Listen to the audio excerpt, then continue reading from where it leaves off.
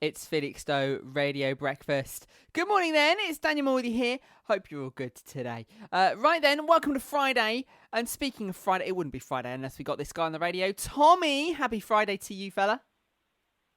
What's up, Dan? How are you? Yeah, I like that. What's up? I'm very well. Yourself? Yeah, I'm good, thanks. I think I suddenly went just very radical and American all of a sudden. I'm feeling very eager to get to the weekend already, you know. So I thought I'd go rad in my opening. Awesome. Well, Tommy, this is a great moment for us here on Felixstowe Radio Breakfast because finally we've got the cameras out in the home studio.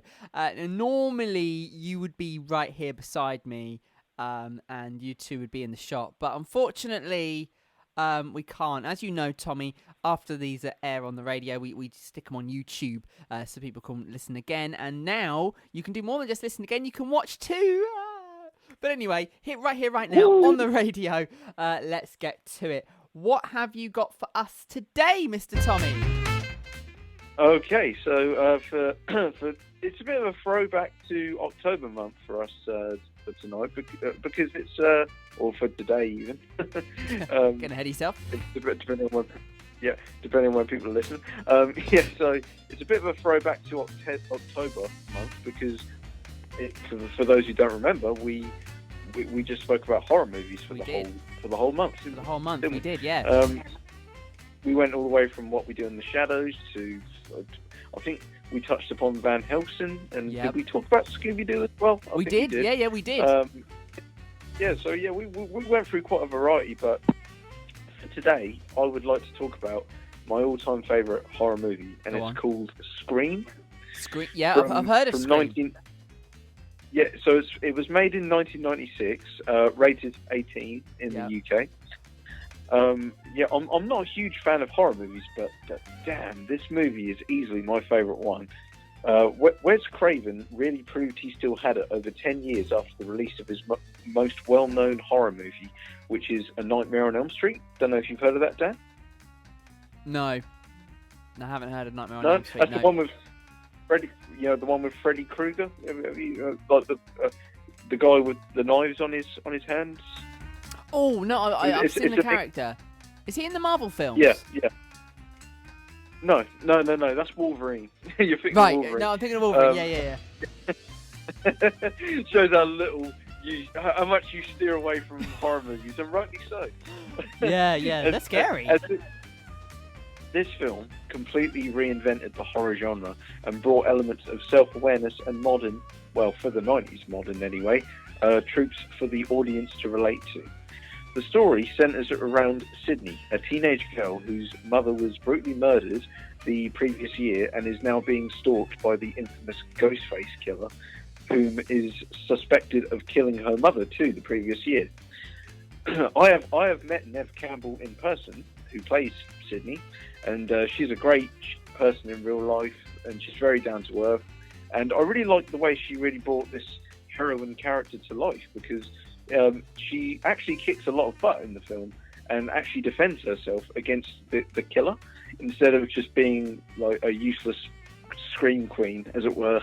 Scream queen, okay. But, I like that. But moving on to another character in the film, her boyfriend Billy, played by Skeet Ulrich, who's not so well known an actor, but he bears quite a resemblance to Johnny Depp, I think. He gives off intense crazy at times where you don't know what he is thinking or what is going on behind those eyes of his. The character of Billy is an important ingredient for one of the many genre-bending aspects of the picture. You also have Sydney's wild best friend Tatum, played by Rose McGowan, who is a typical spoiled party girl who just thinks of her protective older brother as a loser. Right. Rose portrays a very mean girl in this film, but ultimately one that you are sad once she meets her fate at the end of the movie. So you sort of like love to hate her, and then when she's gone by the end of the film, you're like, oh, that's a bit harsh. Okay. And then you got Tatum's wacky boyfriend Stu, played by Matthew Lillard, who I'm very sure you know. Shaggy. Yeah, Yay! the one and the same. Oh wow! Who Great brings actor. who brings such energy to his role that he is a joy to watch from beginning to end. To think he only got this job because he walked his girlfriend at the time to an audition for herself, and the casting director saw something in Lillard that was worth looking into for the role of Stu. Wow. And then enters my favourite character, the fifth wheel character. Of all the main 5 teens in the movie, the character of Randy, played by Jamie Kennedy, who portrays basically all of us in this film. He's a movie geek who knows the cliches of cinema in every way and how they are viewed in real life. Where have I had that just before? Constantly. I know, yeah. It's basically me. You know, I Yeah. watch the movie and I'm like, that character is me. I always said you'd star in a And then movie, some Tommy. Yeah, I know. Yeah, I mean, it's been a long time coming, really. I mean, my movie debut is overdue. Yeah, absolutely. Also in the film we have older characters in the film, portrayed by Courtney Cox, who was in Friends at the time.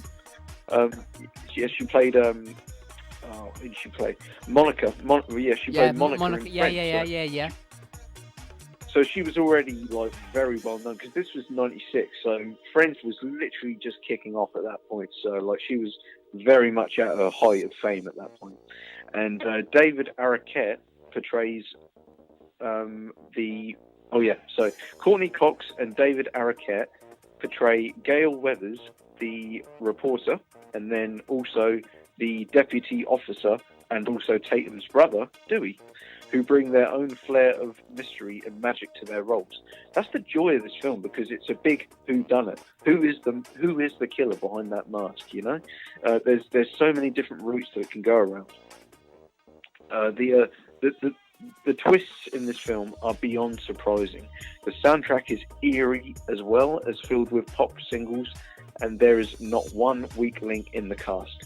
This film went on to spawn 3 sequels, with a 5th film in the works, as well as the spoof film Scary Movie, which was actually the original title for this movie before it got changed last minute to Scream. I remember you telling me that ages ago. You sat me down in a dark room with a projector. It was just us and another guy called Ryan Catling. Shout out to you, Ryan. And you're like, yeah, let's watch Scary Movie. And then I don't think it played for some reason. There was a technical error.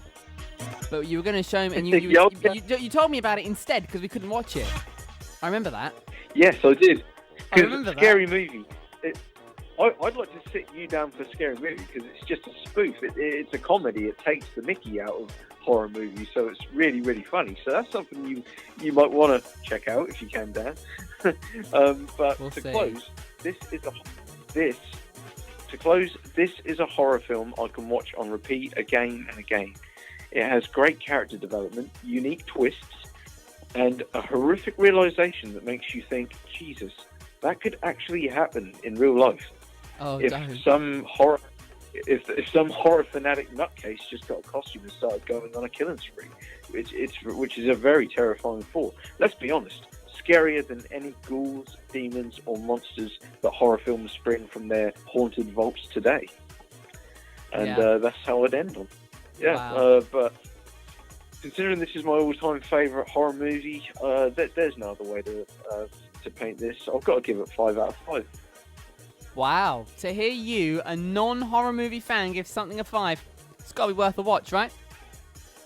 Yep, exactly. And also, our dear friend Steve, he himself, he's a bit more sceptical when it comes to movies. He even gave it 4 out of 5. Fair play. 4 is not bad at all. But of course, you're 5. Yeah, 4 is still good.